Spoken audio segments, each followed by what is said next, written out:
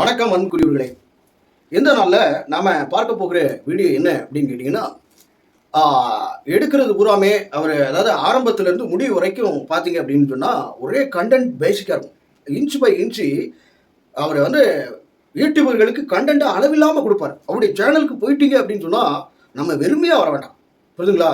சந்தோஷமாக வரலாம். என்னைக்காவது ஒரு நாள் கண்டென்ட் இல்லாமல் இருக்கும், அப்போ நம்மளை ஏமாற்றிடுவார். ஆனால் எந்த நேரம் போனீங்கன்னாலும் இன்ச்சு பை இன்ச்சு ஒரே கண்டென்ட்டு கொடுக்குறதுல நம்ம ஆள் கிரேட். இவர் தான், அவர் நல்ல மனுஷையா. கண்டென்ட்டை கொடுக்குறதுல நம்பர் 1. அவருக்காக நம்ம ஸ்தோத்திரம் பண்ணுங்க, ஸ்தோத்திரம் பண்ணுங்கள். அதுக்கு அடுத்தாக்கள் அந்நிய பாசை பாடல் பாடியிருக்காங்க 2 பேர், அவங்களுக்காக ஸ்தோத்திரம் பண்ணுங்கள். இனிமே அடுத்தது என்ன பண்ண போறோம் அப்படின்னா, இவங்களை உரிச்சு காய வைக்க போறோம். வாங்க, ஒரு வீடியோவில் என்ன சொல்லியிருக்காங்க அப்படிங்கிறத நீங்க பாருங்க. பார்த்துட்டு அதுக்கப்புறம் நம்ம பேசலாம். வாங்க வீடியோக்குள்ள.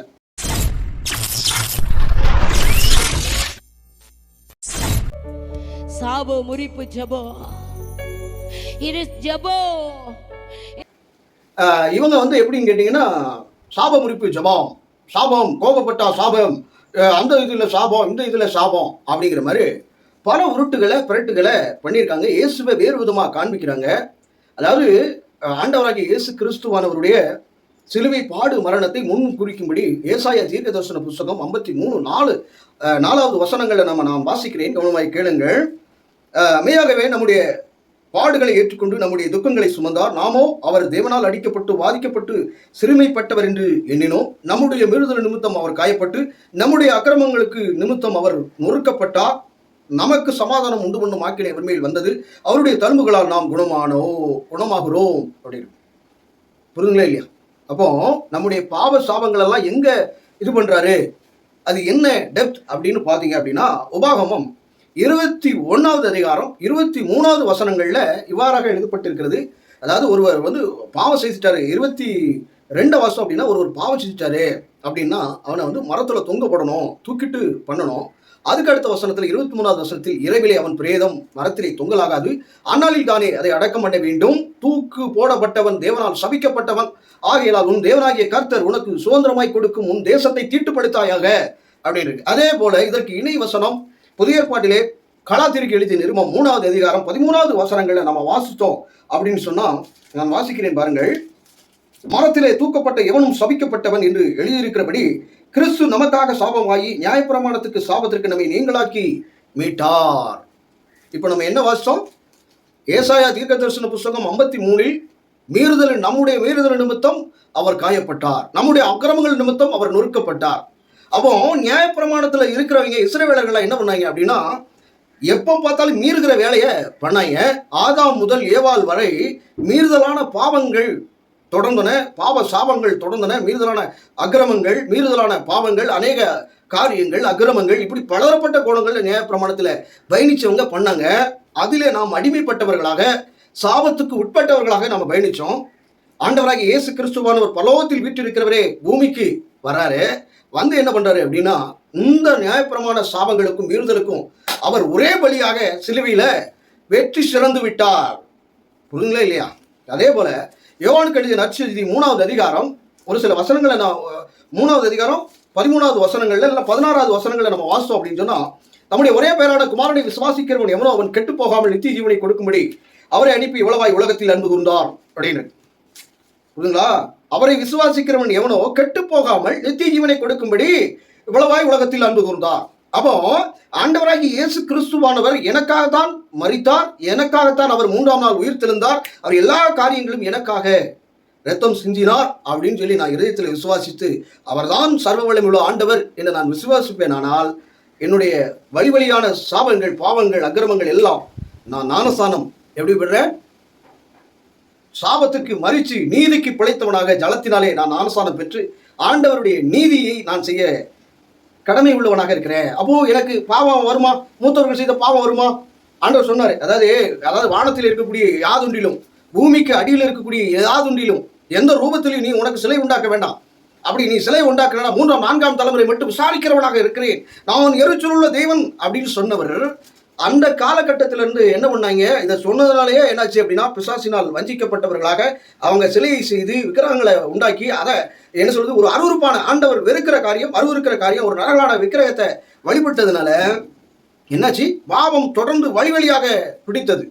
பாகமம் 28:15 வாசித்தீங்க அப்படின்னா, அவருடைய சொல்ல கேட்காம போயிட்டா இப்படிதான் போவ, நீ அடிமையா போவ அப்படிங்கிற மாதிரியான வார்த்தைகள் இருக்கு. அப்படியே அடிமைகளாக போனாங்க. பல காரியங்கள், நீ ஒரு பெண்ணை நியமிப்ப, அவன் வேற ஒருத்தன் அவன் அதை பண்ணுவான், சயனிப்பான், உனக்கு எரி பந்தங்களால் உனக்கு இது பண்ணுவோம் வைப்பேன் அப்படின்னு சொல்லி தடாலடியாக ஆண்டவர் திட்டமும் தெளிவுமாக அந்த காரியம் வந்தது. அவங்க அப்படி செய்தாங்க. அப்படி செய்து சாபமும் பாவமும் மேற்கொண்டது. முந்தைய ஆதாமோ அக்கிரமங்களால் நிறைந்து பாவ சாபத்துக்குள் நம்மை வழிவிலகி போச்சுதான். ஆனால் பிந்தைய ஆதாமோ நம்மை ரட்சிக்கப்படுகிற ஒரு பரிசுத்த ஆவியானார், உயிர்ப்பிக்கிற ஆவியானார் என்று வேதம் சொல்லுகிறது.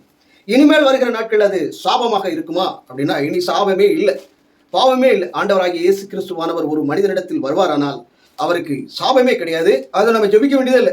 ஒருவருக்கொருவர் பாவ அறிக்கையிட்டு நம்ம ஜெபிக்கிறோம். ஆண்டவரே, நான் இந்த இதிலிருந்து நான் பாவம் செய்திருக்கிறேன், இந்த மாதிரியான காரியங்கள்லாம் செஞ்சுருக்கேன், என்னால் விட முடியல, நீரே அதை மாற்ற வல்லவர், போதுமானவர், என்னை மன்னிங்க. That's it. நாம் பாவம் செய்கிற ஒரு மனிதர்கள் தான். நம்ம ஏதாவது ஒரு காலகட்டத்தில் ஆண்டவருக்கு பிரியமில்லாமல் நடக்கத்தான் செய்வோம். பட் இருந்தாலும் ஸ்டில் நாம் அதை உணர்வுடையவர்களாக இருக்க வேண்டும். புரியுதுங்களா? தன்னை பாவி என்று ஒற்றுக்கொள்கிறவனே நீதிமானாக இருக்கிறான்.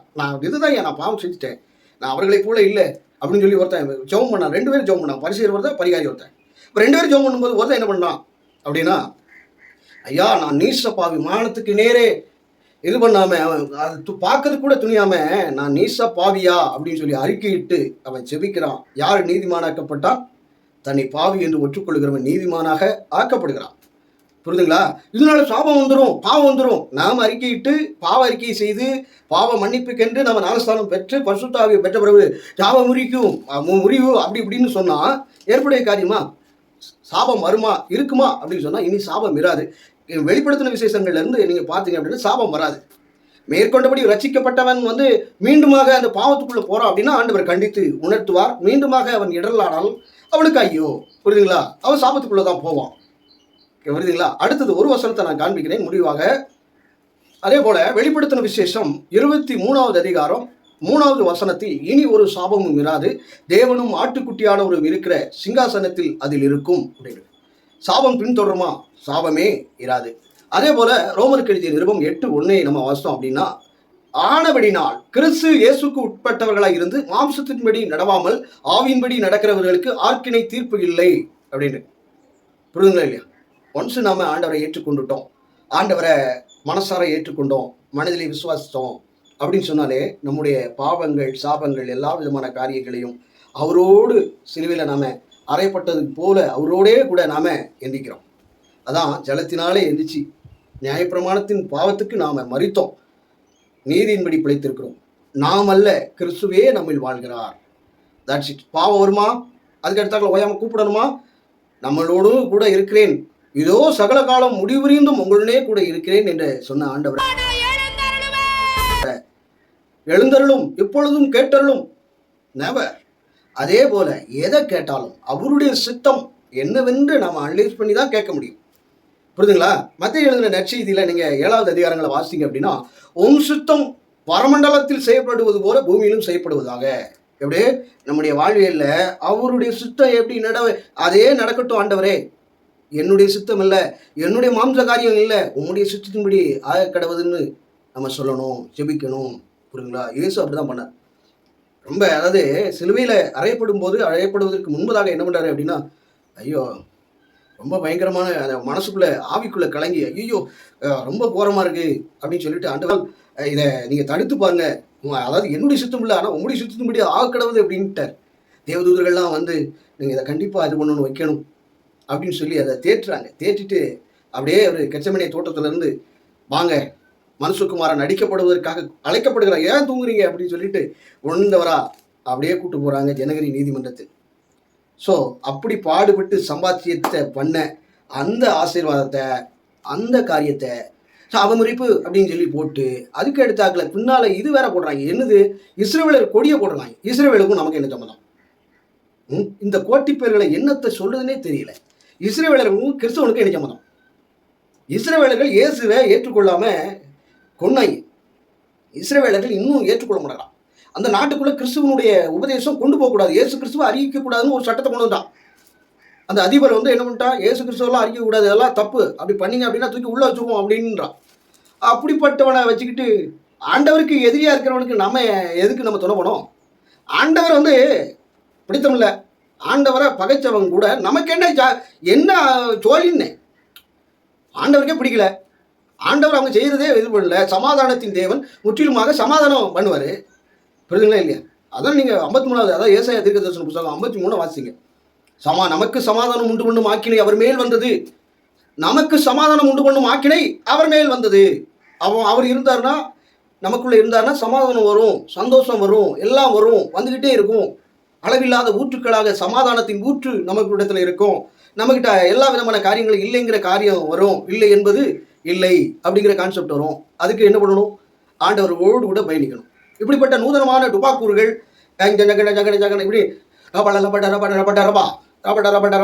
ரபா, இது என்னது? ரபடா ஜீப்ரீஸ் மொழியில் அப்படி இது பண்ணுறாங்க, ரஜடா அப்படின்னு சொல்லிட்டு எதையாவது ஒன்று இது பண்ணிக்கிட்டு வச்சுக்கிட்டு ஆகாத ஆகடிய வேலைகளை பார்க்குறாங்க. ரொம்ப கவனமாக இருக்க வேண்டும். நான் இன்னும் வசனங்கள், ஏகப்பட்ட வசனங்கள் இருக்கின்றன.